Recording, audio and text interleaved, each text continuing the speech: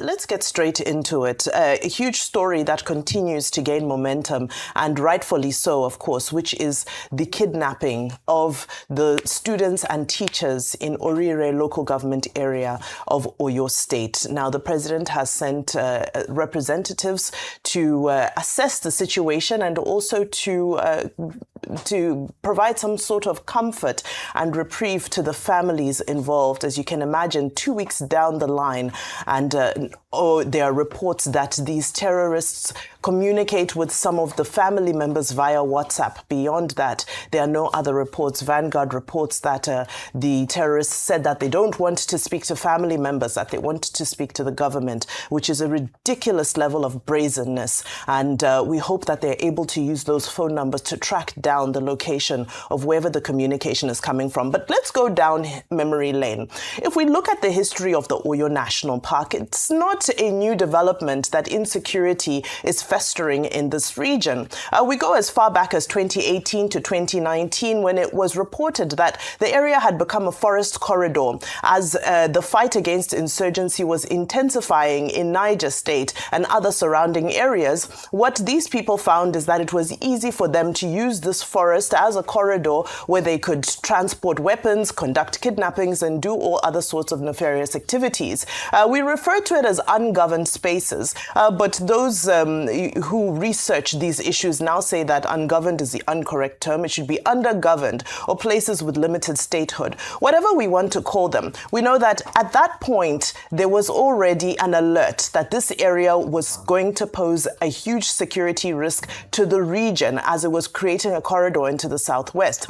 Now, if we fast forward to January of this year, we recall the 5 rangers who were killed in the same local government area in the same national park. What was done? If you look at the reports from that time, there were commitments to increase security presence there. There was commitments to ensure that there was more of a state and monopoly of force within this area. And not up to 6 months later, we are here talking about this tragedy. As you can see, the calamities escalate with time. These are areas that we feel like when something goes wrong, attention will be paid, and a repetition, a recurring of a similar incident or violent incident towards innocent people will not happen. But here we are now. So what are some of the commitments that have been made? Well, they've said that 1,000 forest guards will be recruited. If you recall, in May of last year, President Bola Ahmed Tinubu had launched the Presidential Forest Guards Initiative. A few months later, they were trained and deployed. However, the focus was on 7 states that were said to be hotspots: Adamawa, Borno, Kebbi, Kwara, Niger State, Sokoto, and Yobe. But now we're seeing that these hotspots are moving. So now we have a hotspot in Oyo State, and 1,000 forest guards will go into it. I must commend Governor Seyi Makinde, who has been on the ground in touch with the affected families. Even they have praised him and said he has been present. But is it enough, is the question we ask ourselves, especially when the military has confirmed that this activity is coming from JAS terrorists who have moved through the corridor from other places. We know that JAS is a breakaway faction of Boko Haram, and one of the signatures of Boko Haram is always to go for the most vulnerable, for soft targets.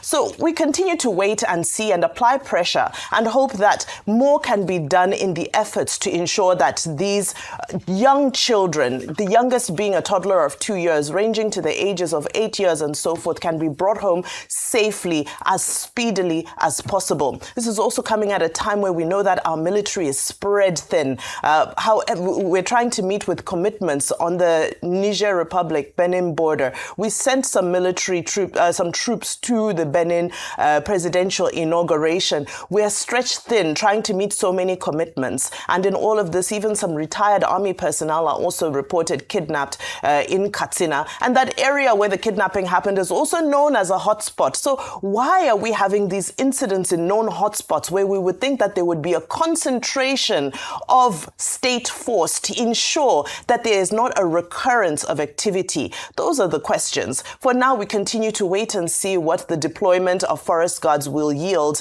And we continue to pray for the safety of those young children and their guardians who are in captivity. Okay, so the president sent a delegation after 2 weeks, and after we had to scream our heads out here. I mean, it speaks volumes. I mean, you can't make this up.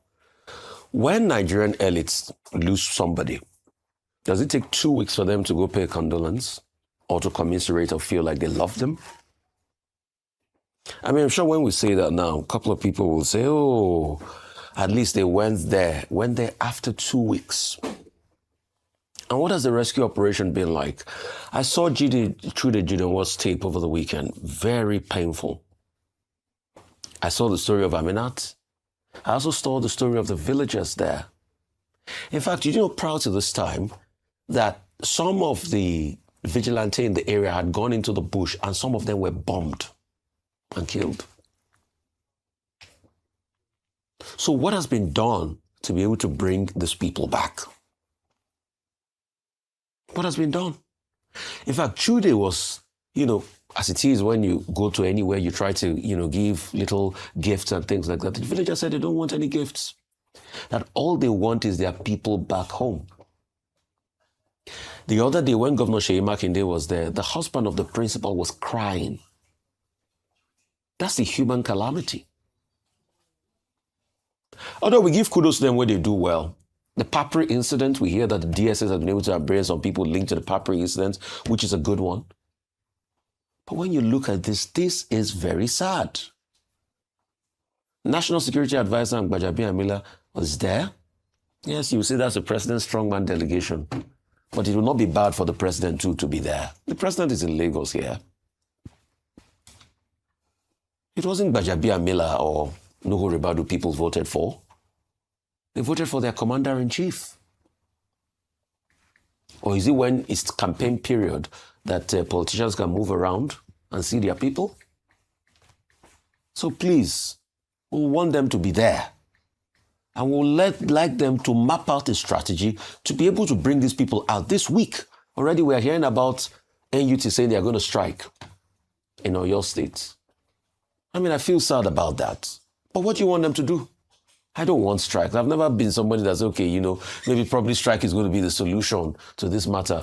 Because if they're in school season, it's also going to hurt the people. But what do you want them to do? I hear some people want to organize protests. People are now speaking up. Can we bring these people out this week, next week? At least to make this pass over us and account for everybody. And we are also talking about Oyo. What about the people in Borno? Let's not forget those people too. When will the president send the delegation? Or why can't he go himself there? Commander-in-Chief means I will be there for you. Commander-in-Chief of Armed Forces. This morning I had to read out Section 14, Section 2. And please, I'm beginning to hear a narrative I want to correct. For people that are saying that security is for everybody. No, it's not for everybody. It's for the security forces. That's why we abdicate our sovereignty to you. Read Section 14, Section 2B.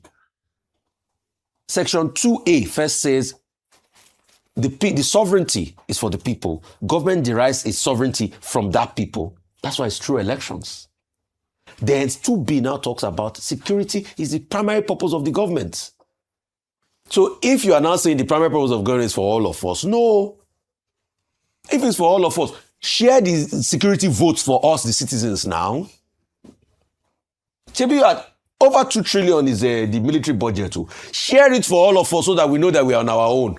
Oh, how much are they even getting? How much are they even getting? So we don't want a return, and that's a return to anarchy, which we've always, I don't believe citizens should carry their own arms or, you know, the security forces, we should trust that they should be able to protect us. So this narrative on this buck passing of the security is for all of, yeah, people can volunteer information. People can, when you see something, you say something. Yes, that is good. But trying to abdicate that and say it's for all, no, it's not for all of us. It's for the security forces. That's why they are being paid and support. What we can do is to advocate for their welfare. We think they should put more into security. We think they should put more into the welfare of the military. That's why we speak up here.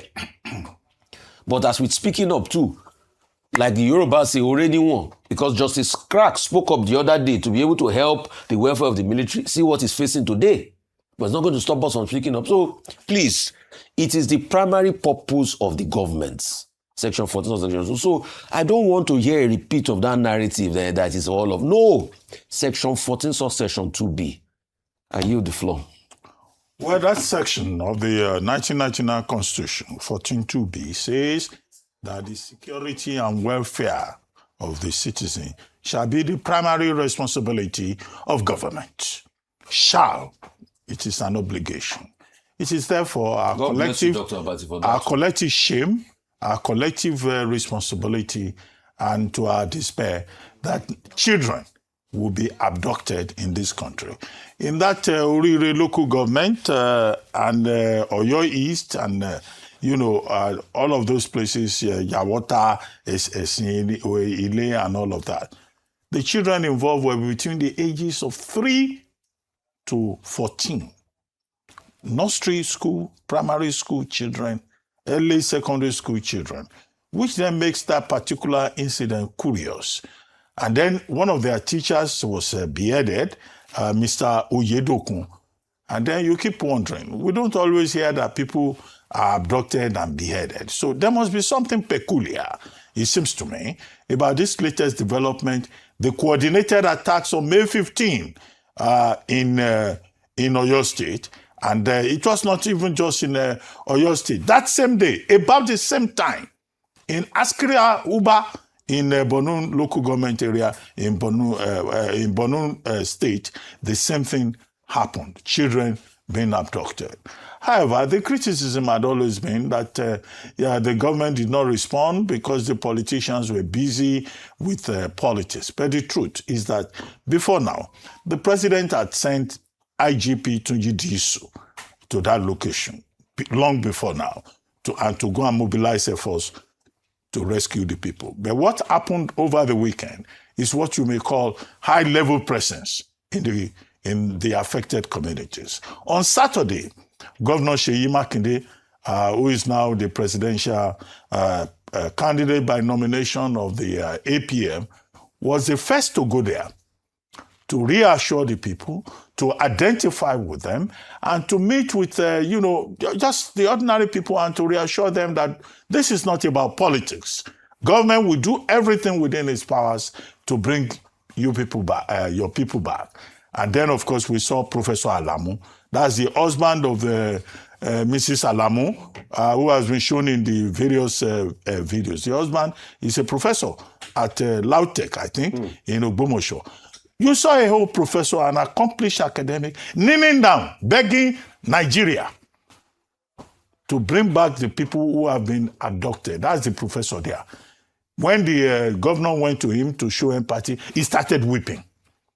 This is a country, because of the security situation, because of the failure of the constitution, ridicules everybody, whether you are a professor or you are a newscaster or you are a foreigner living and working in Nigeria.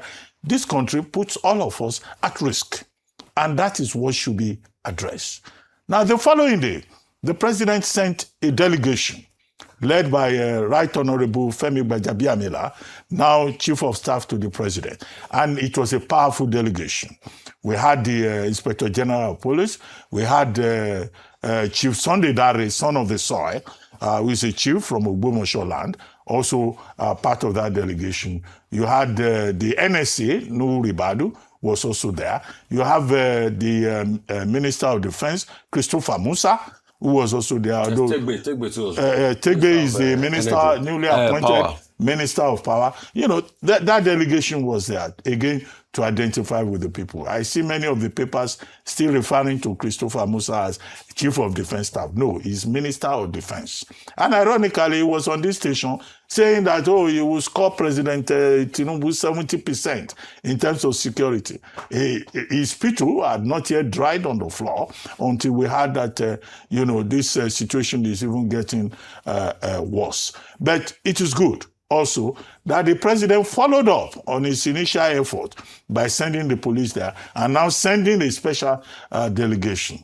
As a definition of empathy, I don't think you can fault the federal government in that regard.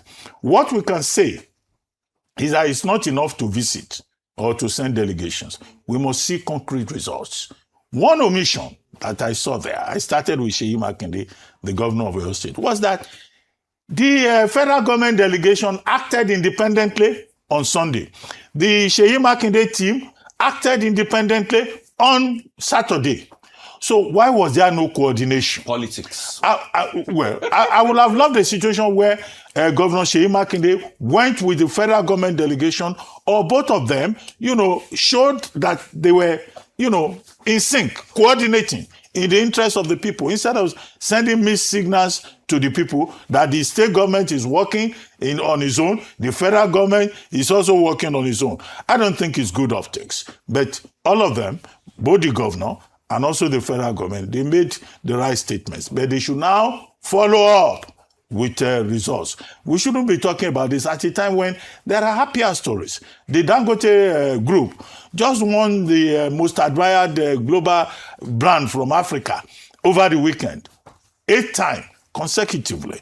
We should not be taking stories from Book of Lamentations. We should be talking about Songs of Solomon, celebrating achievement. One Nigeria just won the chef. The Super Eagles just won the Unity Cup. These are the kind of stories we should be talking about. From Dangote to Unity Cup to Olaolu doing well with chef. But here I will sit down Monday morning, first thing, and it's lamentation. And when you read the story of Aminat, the young lady who managed to escape in this day newspaper this morning, you will see the kind of agony that families, including widows, are going through. Nobody deserves that kind of fate in a country that has a sitting government, and the signal is that the government must redouble its efforts. The DSS just collected seized arms and ammunition from some characters. Look at the sophistication, the heavy weaponry in wrong hands. And we have been talking about the proliferation of arms and ammunition in the hands of non-state actors. Who is guarding our borders? Who is making sure that this environment is safe? Because it's not just about police and the army. It's about the entire security apparatus. As for Atiku and Muhammad Ayatollah visiting each other, that's politics. We should just stay with this tragedy that has befallen the country in terms of escalation of insecurity. Absolutely. Quote Tony Blair last week when he said that politics cannot lead when policy discussions need to be had.